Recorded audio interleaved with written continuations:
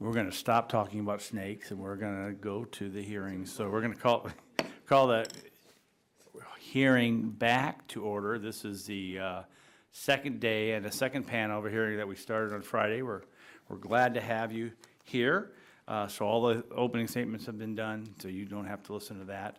I'll introduce you individually. You'll have 5 minutes for your opening statement, and then your official statements filed in the record already, and then we'll go to questions. So thanks for coming.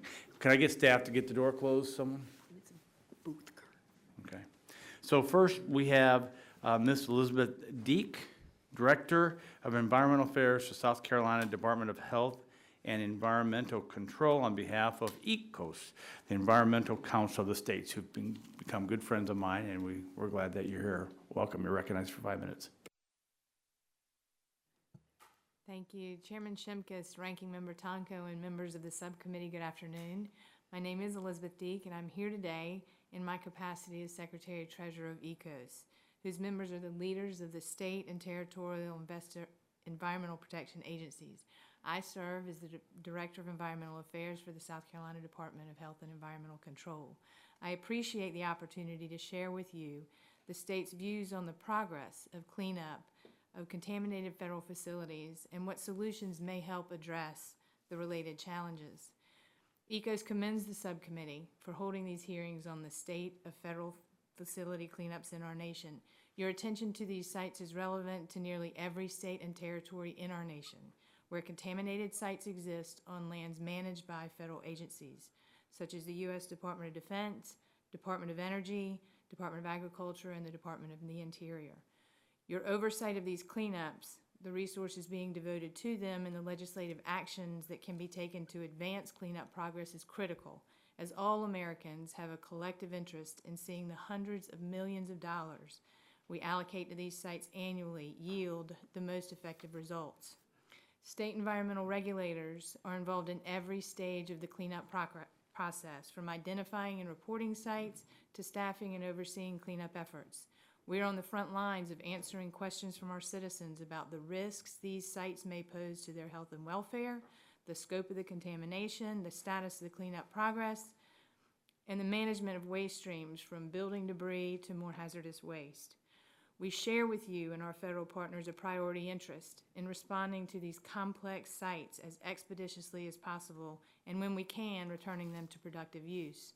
I'd first like to highlight for you where states have seen an improvement by federal agencies in site remediation progress and in maintaining communication with us during the remediation process. This progress is due not only to thoughtful process improvements within the agencies, but also in response to your oversight and legislation which passed the House last Congress and a series of GAO reports calling into question whether the federal government is moving expeditiously and with sufficient resources to achieve the needed results at these sites. It's important to know that the creation of state-federal groups has allowed states and DoD to work towards mutually acceptable cleanup solutions. In addition to these DoD sites, states have played a major role working with DOE in the cleanup of heavily contaminated sites affected by the nuclear weapons complex. States work closely with DOE and US EPA to eliminate risks posed by these sites and oversee the cleanup of sites within the complex through federal facility agreements, permits, and consent orders. Collaboration between the states and federal agencies has resulted in significant financial savings from reduced future maintenance costs that can be put towards further cleanup of sites within the complex. ECOS commends federal agencies on progress. However, we are concerned that there are instances where the interests of the states are not being considered as thoughtfully as needed. We have 3 overarching concerns. First, the state voice in cleanup decision-making should be further strengthened. Where states have clear regulatory and enforcement authority under legislation, much progress has been made at DoD and DOA sites across the nation, as Mr. Whitney and Mr. Conger testified this past week. States are concerned, however, that assertions of sovereign immunity and CERCLA-led agency authority under Executive Order 12580 by federal agencies have led to inappropriate or inconsistent interpretations of state law and have not supported cleanup to the same standards as private parties. This hampers states' abilities to oversee effective cleanup efforts and be accountable to their citizens.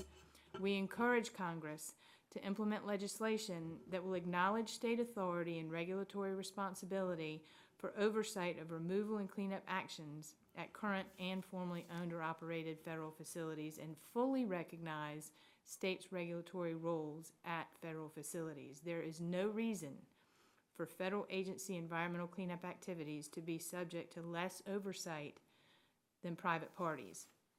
Secondly, states frequently see the federal agencies unilaterally changing site cleanup schedules or goals, pushing ultimate completion out by years and sometimes decades, and compromising the site's ultimate usability. Federal agencies effectively change cleanup schedules by failing to seek or allocate sufficient funding for their cleanup commitments. When a federal agency unilaterally changes the terms of a cleanup by extending a deadline or changing other goals, the trust-based relationship breaks down, and it can lead to tension, and then it can lead to costly litigation, and that takes away from cleanup efforts. Federal agencies should consult meaningfully with states before seeking to change schedules or cleanup goals.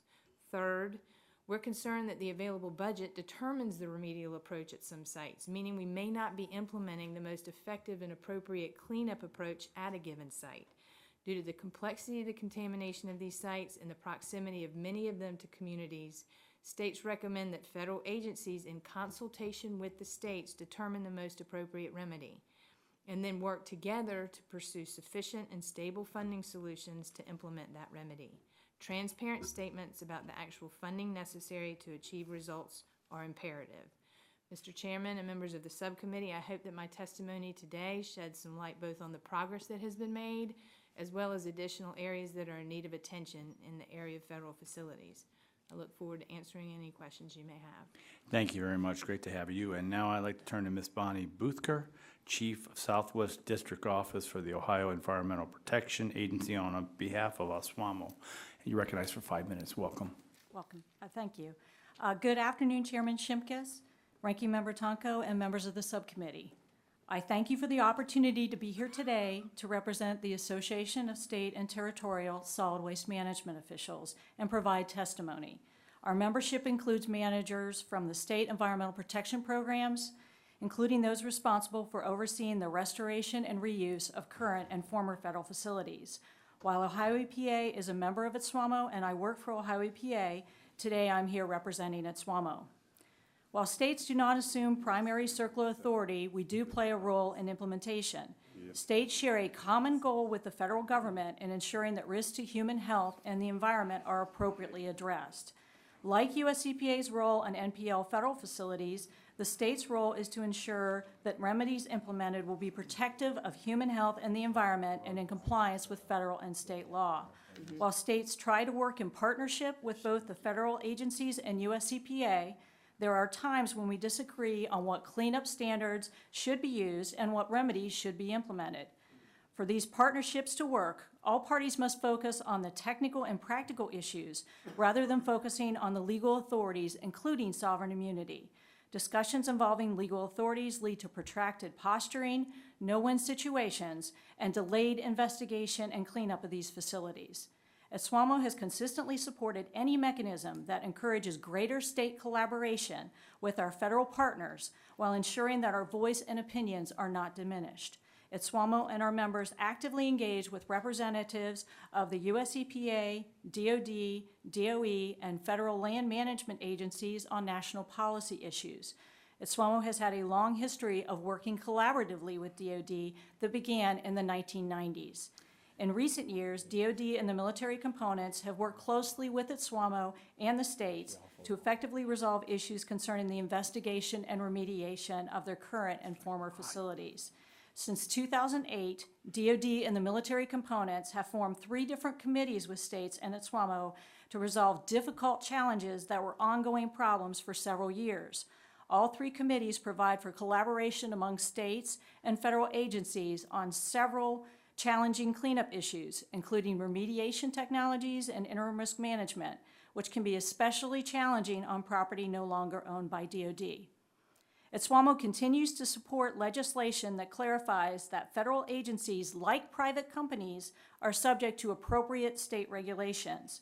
While SWAMO appreciates the leadership DoD has shown in recent years by focusing on resolving issues with states versus their legal authorities, this has not always been the case. Throughout the years, states have had several experiences with federal agencies being unwilling to ensure their investigation and cleanups were done in accordance with state regulations.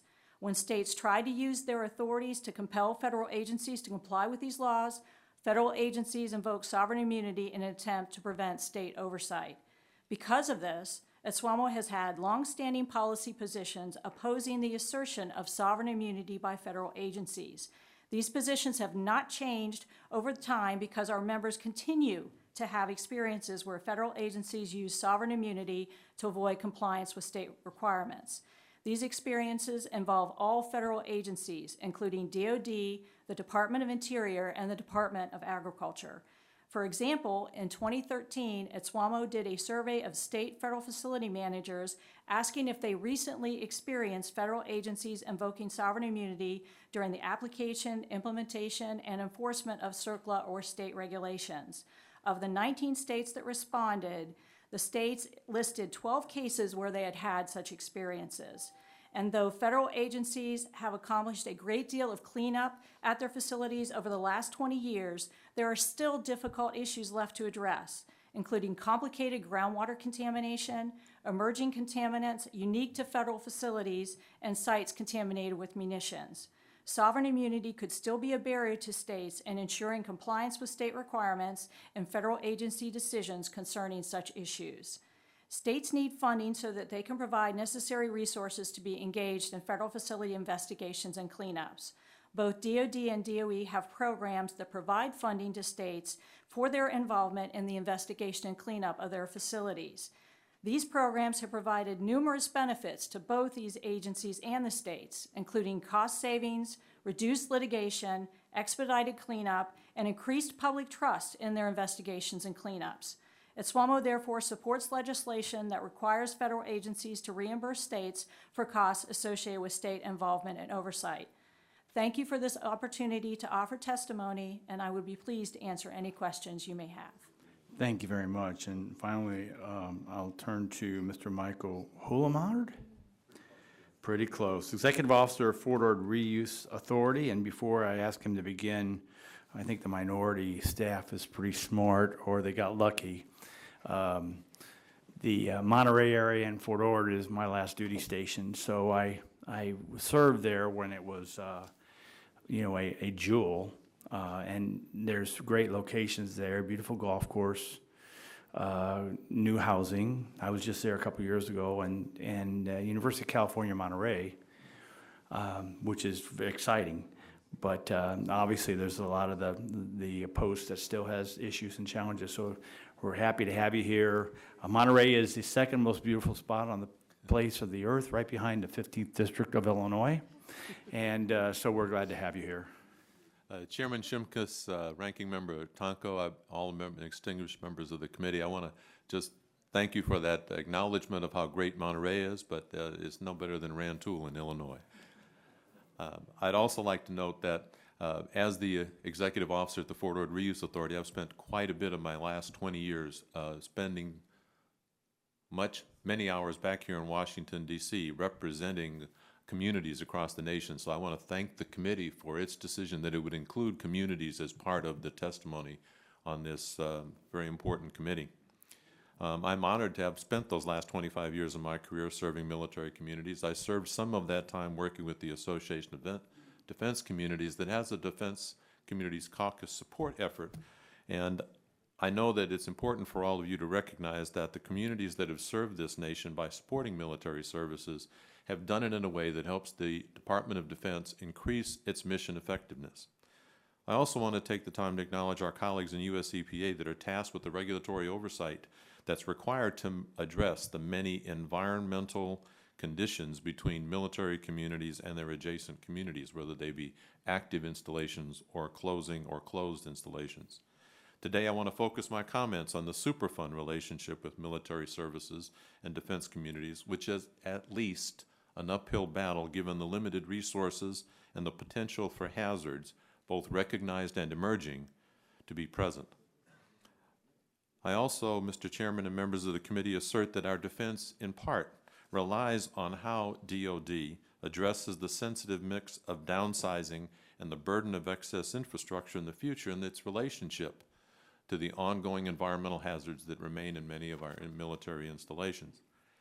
Our communities suffer from the many technical, regulatory, processing, resource, and other delays that affect our ability to have access to property in a safe and reliable way. Many communities across this nation are provided partial or inadequate information about federal or other agency contamination that will affect their exposure to potential catastrophic hazards. This is particularly acute with recent past property transfers from the Department of Defense to local communities after downsizing and closing former properties and then abandoning them to local jurisdictions. Remedial actions are often governed under the resource application decisions by and within the primary polluter's oversight. Those decisions are often determined to be under the regulatory control of the Anti-Deficiency Act, even when DoD has determined them to be exempt from such limitations. In those cases, communities have to wait the annual funding process, which often causes significant delays in mobilizing and demobilizing. In our case, we're looking at the possibility of another 7 to 10 years before getting full access to the Fort Ord National Monument for an installation that was announced for closure 25 years ago.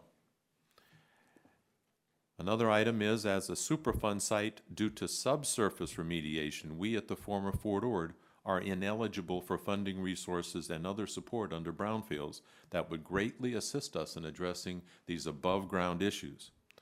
We think that there's a conflict of the regulatory controls here and that Congress should look at that and understand the potential for helping communities. We now have projects that cannot survive even in the Great Monterey Bay with our underlying land value because we are left with the burden of buildings that are contaminated with considerable cost, putting them underwater economically. Another critical item, and this is not brand new, I guess you've heard this repeatedly, but the long-term stewardship of properties that's being transferred from federal hands to local communities is critical. In many, if not nearly every case nationwide, federal agencies are motivated to complete cleanups that enable property transfers in a way that reduces long-term federal obligations. And while that may be a great goal for the federal agencies, it's real important for the communities to be able to have an economic recovery which demands access to property and ability to manage the long-term stewardship. This is especially important that that long-term burden be provided in a way that is a part of a remedial action and assessed economically in the remedial action what's being left to local communities. How such responsibility transference is assessed is crucial under CERCLA. This is especially key as the EPA addresses emerging contaminants such as PFCs that may exist on properties already transferred, but yet there is no current way for the federal agency to return to take care of those problems. 5, on my item, I just finished the 4th, community voices are often not heard. It's my assertion that communities are often only provided the minimum opportunity to participate in the process, including CERCLA.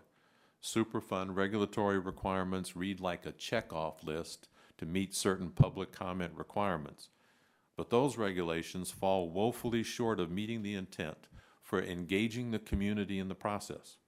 A true engagement process goes well beyond these citizen participation minimums, community involvement review timelines, or news publication requirements to encourage that would allow for encouraging active engagement in communities in the forms and methods that solicit input in the way the communities interact.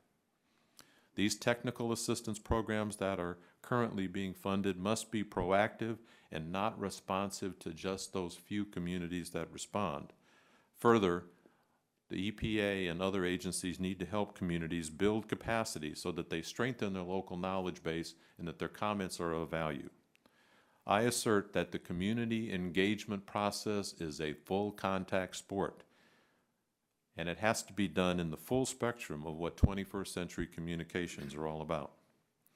Ultimately, I would like to add that this is a resource issue as well, and given the limits of certain federal support, U.S. EPA must be given a combination of decision-making power that allows flexibility between programs and supplemental authority that allows for an increase in the interface with states and local communities. This collaborative effort would greatly enhance our interactions over the serial reviews that we have today. In fact, we are under a process of collaboration that has been extremely effective at Fort Ord that brings all the parties to table in a concurrent manner rather than a serial fashion.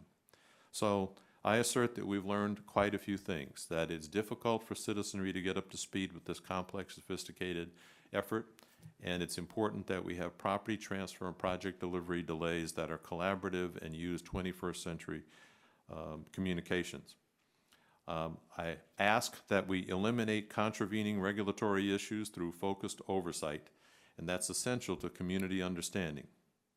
That also leads to community voices being heard that may not be heard today. And finally, we must move to address the long-term stewardship issues that are currently a major potential unfunded mandate to local communities and states. Chairman Shimkus, thank you for the communities having a voice here at the table. You're welcome, and it's great to have you. So I'll now open it up for the line of questions, and I'll recognize myself 5 minutes for the first round. And I asked this line of questions to our federal witnesses last week, but I'm guessing that I will hear different responses from the witnesses on this panel. I did talk to them and say, please tune in to hear your voices when I spoke to them a couple times on Friday. My question stems from the issue of the delegation of the President's CERCLA authority under Executive Order 12580 to other federal agencies who are also potential responsible parties. And it's really the same question to all of you.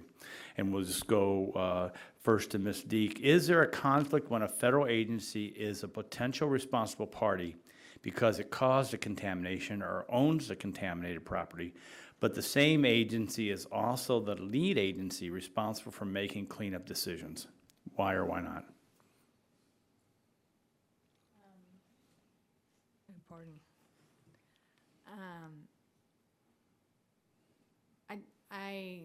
I would have to say there is a conflict. If you've got the federal agency that has created the contamination, is responsible for the cleanup, and is also responsible for selecting the remedial action, that's an inherent conflict. It's got to be something that is coordinated clearly with the states so that our voice is heard, and so that there's an understanding of what the appropriate remedial action would be, so that the land can be protected and the proper protective measures are in place. Ms. Boothger, same question. And I can restate it if you need it, but. No, I would say there's definitely a conflict because the federal agencies, they are trying to look at the funding that they have and trying to do as much as they possibly can. And if they can put in a cheaper remedy at a facility than what maybe the state wants or the community wants, then they can use that money somewhere else. And so definitely there is a conflict. Mr. Hollenmacher. Thank you, Chair. I concur with my colleagues. I would add a quick note that the former Fort Ord, we had an experience that the United States Army, which serves as a president for the cleanup at the former Fort Ord, we elected to do our own cleanup under contract. And during the course of that process, we've attempted to be collaborative, but it breaks down at certain points. The United States Army had a certain concern about what the language was going to look like that directly related to the return of the United States Army to cover under 120H. EPA had a different language issue. It took over 18 months to get that resolved, and we wound up with delays. Similar things have happened in Kansas and in Texas on similar kind of different issues that create the delays. So I concur with my colleagues. Thank you very much. And a follow-up to Ms. Deek. Your written testimony acknowledges that states are concerned that when federal agencies assert sovereign immunity and when they assert CERCLA lead agency authority under Executive Order 12580, that this has led to, in quotations here, inappropriate or inconsistent interpretations of state law that have not supported cleanup to the same standards as private parties, close quote. Can you explain what you mean by this? Sure. Assertion of sovereign immunity or lead agency authority enables federal agencies to bypass or partially meet state requirements that normally would apply to private parties. For example, if the lead agency does not deem that a state requirement is applicable, relevant, or appropriate, then that agency does not have to meet that particular requirement. So that is problematic. And in my final time, in this debate of clean up the cost, the agency that could have created the problem is directed to clean up, but of course they do it based upon the money available. If you were to object, first of all, do you have a right to object? And then is that where the claim of sovereign immunity comes in, saying, well, thank you, but we can do whatever we want anyway? Certainly that would be the case for sites on the NPL list. And generally, you know, the way they're reading it with the Executive Order 12580 and the language in CERCLA, that is the way that it's being applied, and that's problematic. Anyone else have? I would say, you know, definitely what you see happening is because of the cost issue, a lot of times federal facilities will look at the state requirements and say, well, if I can whittle down these state requirements that I have to meet, then I might be able to implement a cheaper remedy.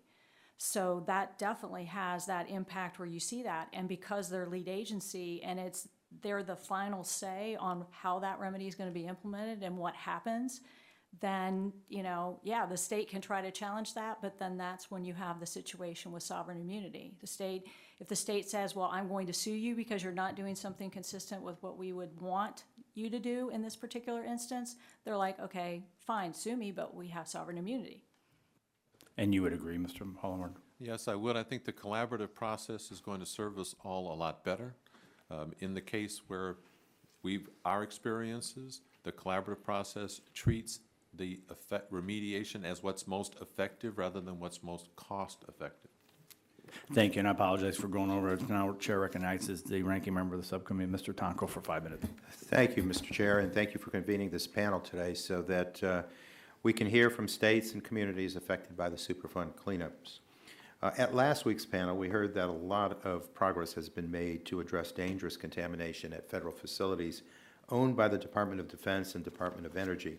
So I'd like to start by asking the panel, have you seen that progress in your states and communities, and what do these cleanups mean for communities around those sites? Ms. Deek, if you want to start.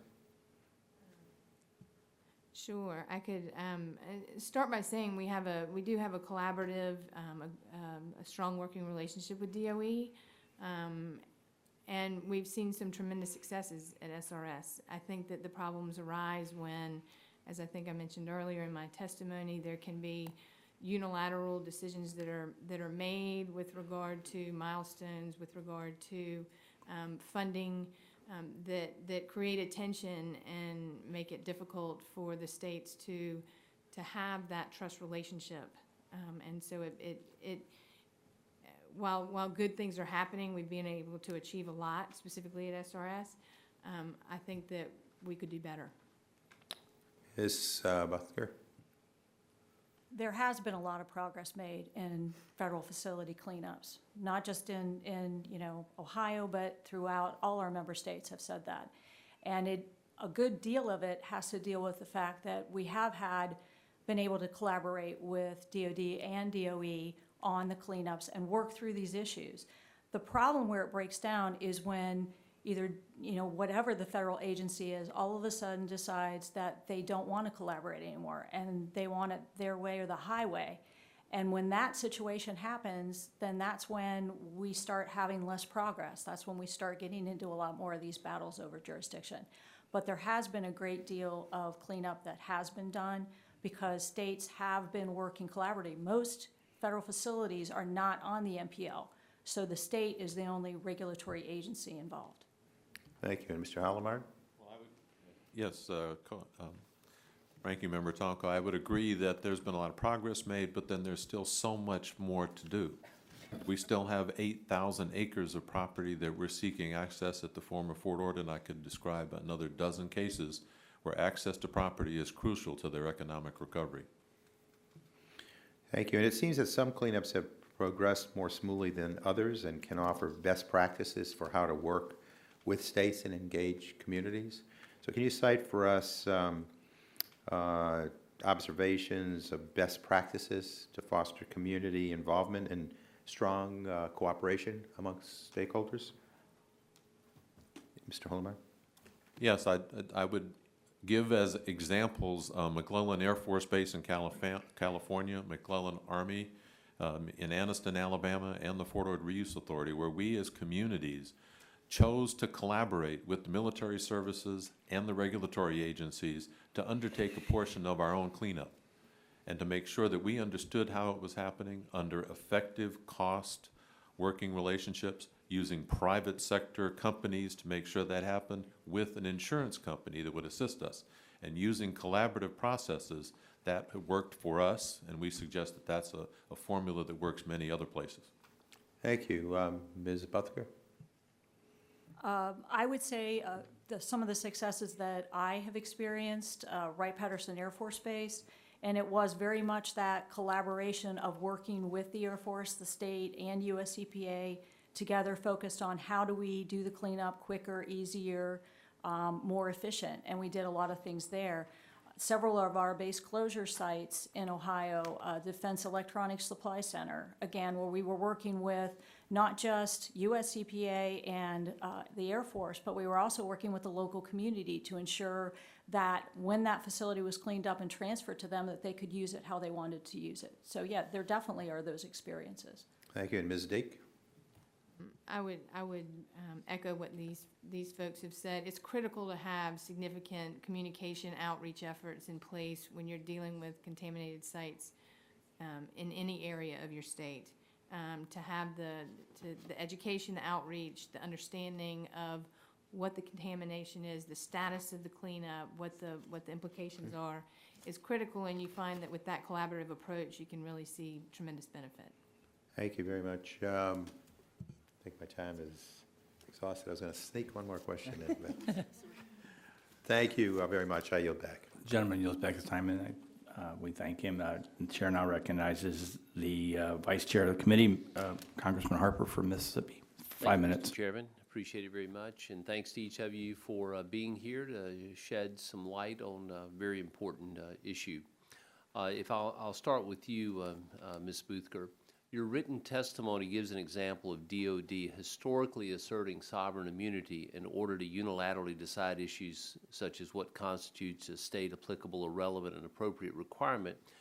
And we also understand that federal agencies assert or threaten to assert sovereign immunity and thereby discourage states from enforcing otherwise applicable state laws. Obviously, this is a problem for states, but can you please explain the issue? Well, the biggest problem with it for states is that when states inconsistently apply their cleanup regulations from private parties to federal facilities, that then the private parties can raise the issue about why are you picking on me? We hear a lot about federal agencies wanting to be treated by private parties, but when it really comes down to it, they don't necessarily want to do that. How that also creates problems with us is that if ARAR is not consistent, applicable, and relevant, appropriate regulation isn't consistently applied, then US EPA can come in and say, well, since you're not consistently applying that on both your private party cleanups and your federal facility cleanups, we can waive that ARAR on our future cleanups because you're not consistently doing it. So both of those ways can impact the state. You also mentioned that DOD previously took the position that enforcement actions taken by a state could constitute a breach, the Defense State Memorandum of Agreement. Could you first explain what the Defense State MOA is, and then tell us why this is a problem for states? The Defense State Memorandum of Agreement is the mechanism by which DOD and a state would come to agreement on how states would be reimbursed for their costs. It outlines what particular services that the state provides. It doesn't say state oversight. It says the state will provide these services to DOD. But it also outlines the agreement that the state would agree to a prioritization system for funding, making sure that the worst funding goes to the most funding goes to the worst states, or the worst sites, excuse me. But then it also had a provision in most DSMOAs that if the state before the state could take an enforcement action on a facility that was listed under the DSMOA, then they were supposed to go through the dispute resolution process. It also had a dispute resolution process in it.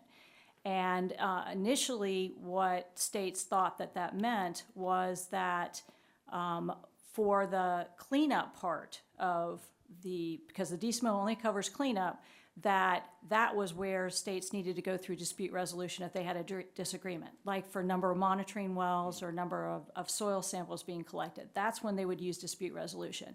But if there was something that was a violation of state law, and it was even outside of the cleanup program, we felt that was off limits. We could still use our regulatory authority. And before 2008, where the DSMO program really started to have problems, were that DOD started to interpret that any regulatory program that the state was involved in that dealt with those facilities under our DSMOA, that would apply.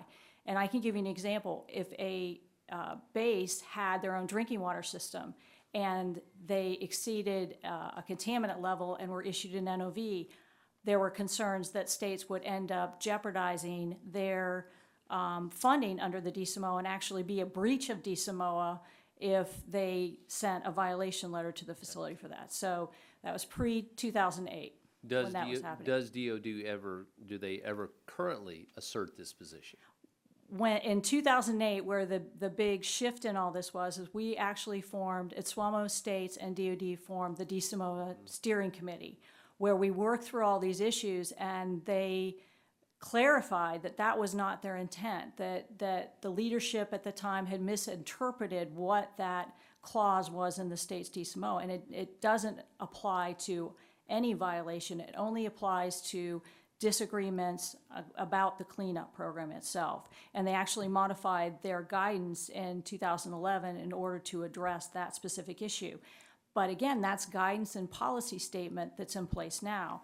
If the leadership at DOD would change, we could have something that would happen again back to that same situation. I know we don't have time for you to answer and explain, but are there other agencies besides DOD that are doing the same thing and asserting sovereign immunity in order to decide what constitutes an ARAR? Oops, there it goes. Yes, there are other agencies. When we Just tell me which agencies they are, and maybe somebody else will follow up. Department of Interior and Department of Agriculture are two that I'm specifically our members have cited. Thank you very much. Gentlemen, you'll take this time. And for us members, DSMOA is Defense State Memorandum of Agreement. So I'm watching acronyms here. So Chair now recognizes the ranking member of the full committee, Mr. Pullen, for 5 minutes. Thank you.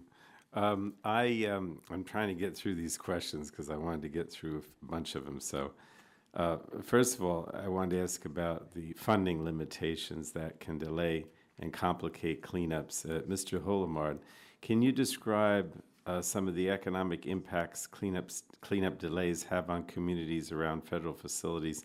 And then secondly, what about the economic impacts of successful cleanups? How do they help local communities? Thank you, sir. I'd like to first address the second one. As we have been able to get access to the property at the former Fort Ord and the economics in our region have changed in the last several years, we've seen a boost in our activities, including the fact that at the current time we have about $1 billion of construction underway. with new hotels, new residential, and many other activities. Getting access to the property is crucial. We had funding early that enabled us to get access to those properties. On the other side, we have not been able to get access fully to all of the properties on the former Fort Ord because of annual funding restrictions under the Anti-Deficiency Act. While that means annually Congress has to approve, I know that DOD sometimes is able to overcome that because there's a DOD allowance that requires or allows multi-year funding. When you can use that kind of funding, you don't have to lose the time in mobilization and demobilization that we've lost every single year in creating new contracts, going through the USACE, United States Army Corps of Engineers, to be able to do that oversight. That saves time in processing, it saves time in mobilization and demobilization, and gets the properties cleaned quicker. Okay. Let me move to the second question. When Congress fails to fund agencies consistently because of sequester, shutdown, or just short-term extensions that unfortunately become the norm, it can have a significant impact on cleanup schedules. So let me ask Ms. Buthker and Ms. Deek, from the state perspective, are these budget fluctuations and schedule changes disruptive? Quickly, if you can. Speaking on behalf of the members of SWAMO, having a stable level of funding for the cleanup so that you can plan and prioritize is definitely makes things work a lot easier. States can meet with DOD and say, these are the things we want to try to accomplish. In addition, because our funding that we receive from DOD is based on a set work plan, the activities under that work plan, if those things do not happen, then states don't get money. So they also have the issue about potentially having to pull off staff that were assigned to work with DOD on those particular federal facility cleanups. So it could definitely cause some disruption there. And let me ask Ms. Deek quickly, because then I have a third question. Well, very briefly, when federal agencies, they don't always ask for the money that they need to meet the commitments that have been made to the states, and that becomes very problematic. That's why transparency is critical. We do rely on, we work with federal agencies to come up with a plan that have certain goals and milestones put in place. And when we miss those goals, it can have economic impacts. If we don't have the land returned to productive use, it's problematic. So it's critical that we have reliable funding that we can count on. All right, thank you. Let me go back to Mr. Hulamart about the Brownfields program. I was myself and Congressman Gilmore put together the first Brownfields authorization years ago. And I'm very interested in ways to strengthen the program and make it more effective. Could you just elaborate briefly on your suggestion that a flaw in the Brownfields legislation must be fixed to allow unique sites like Fort Ord to qualify for the program? Yes, in the case of the former Fort Ord, we have fence line to fence line, we are Superfund under CERCLA for reasons having to do with groundwater contamination. The United States Army has a process that they're undertaking to remove that groundwater problem. It still has 15 years to go before it's going to be complete, maybe more. As a consequence, brownfields funding to support our efforts above ground, or we're not eligible because we're fence line to fence line Superfund. And so that's the way that the legislation has been written. We've asked US EPA about this issue in the past.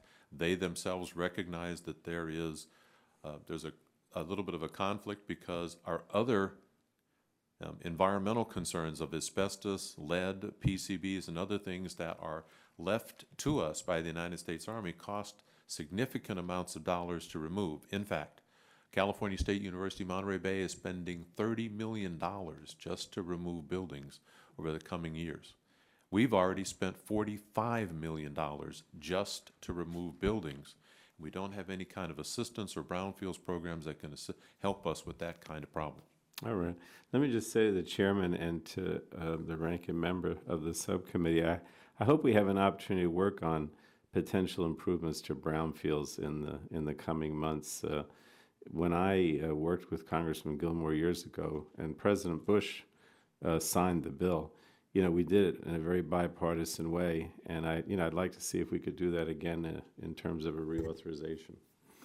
Gentleman yields back time. We thank you for that suggestion, and we all mourn the passing of Paul, and that's a good memory of Paul, of successful legislation, bipartisan that was moved and passed. So now I'd like to recognize, looks like, obviously the member who took the seat of Paul Gilmore, Bob Latta, for 5 minutes.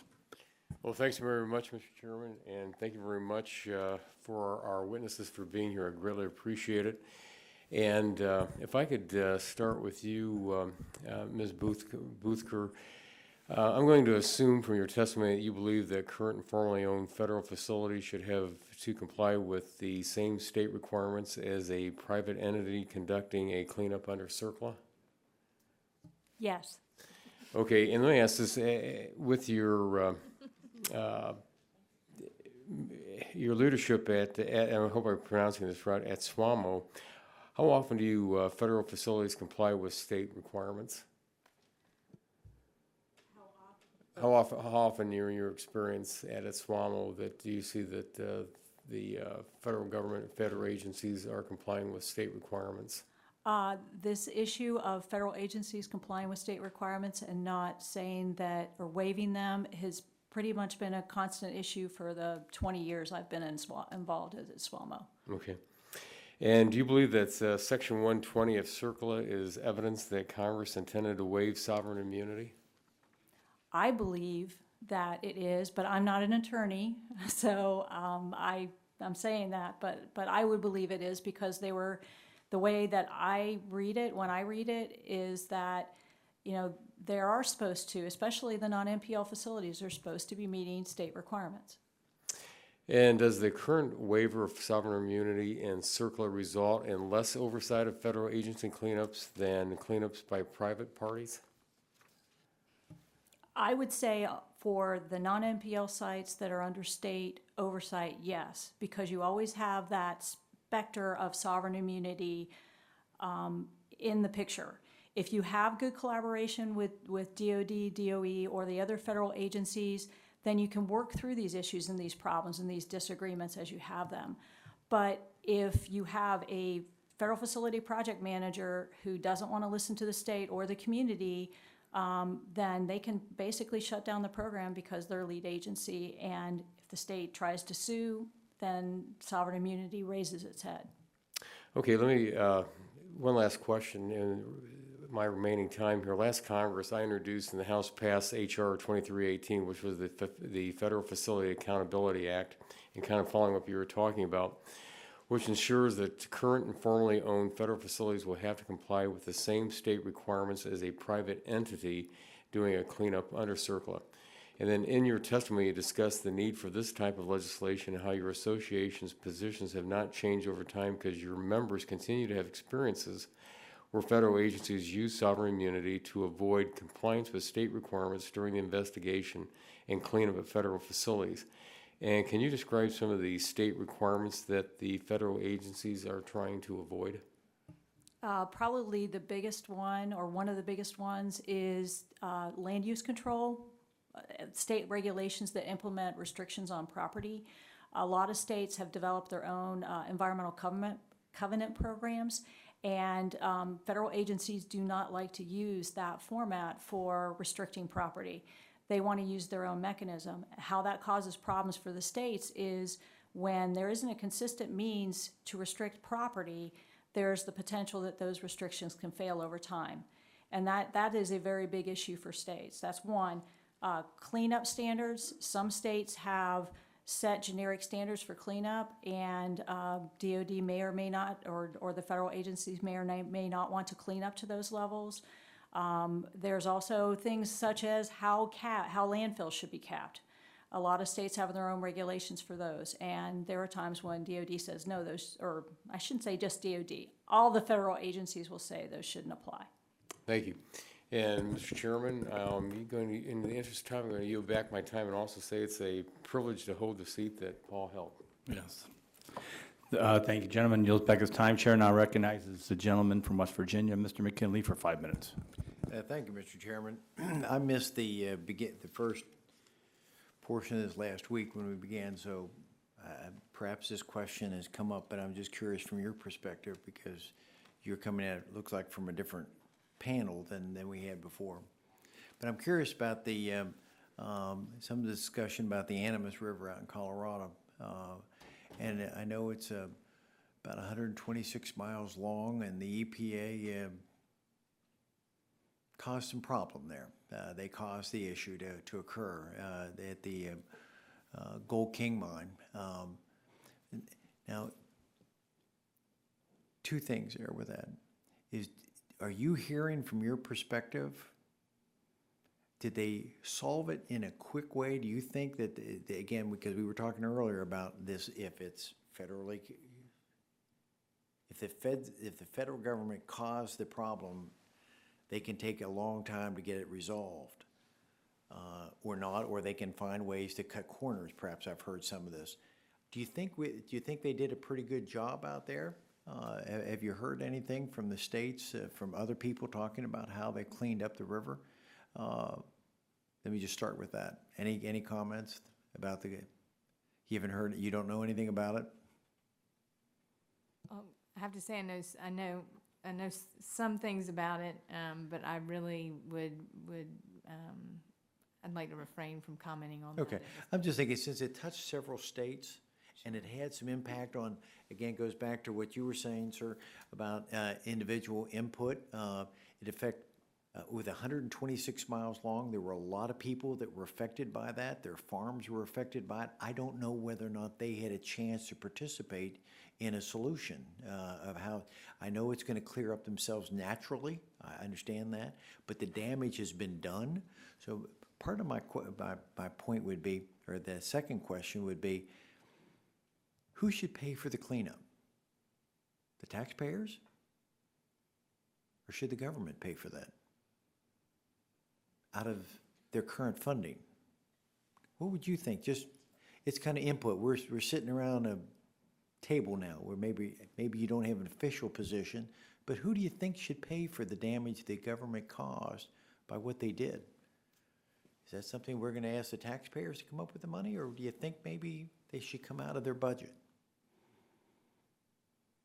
Does anyone have the courage to speak on this? I really don't know enough about the situation. But it's just in Hasn't- general, if a government causes a problem, should the government clean it up on their dime, or should they pass that on to the taxpayers of the country?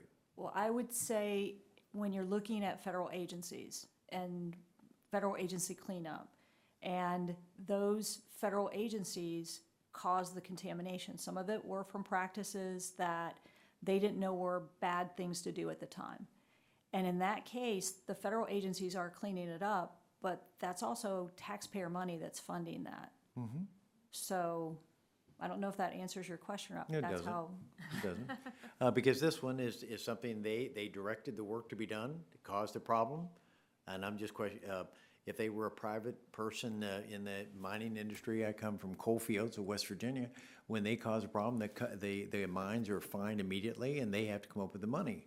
I'm just curious on this, whether or not this is something that fits into some of this discussion about responsibility, where the federal government should be. And so it's more of just a general discussion, maybe very generic rather than specific to the Gold King mine. Whether or not they should pay for it out of their budget rather than a separate appropriation to clean it up, because it's going to be millions of dollars in damages to the farmers and the fisheries and all that are affected by that. So I go back to your point again, do the people have a chance to speak? Because from what I can understand from reading the newspapers out there, there are a lot of people who have been damaged out there, and I'm just wondering who's going to compensate them. It can be the taxpayers, or it can be the EPA for calling a wrong shot.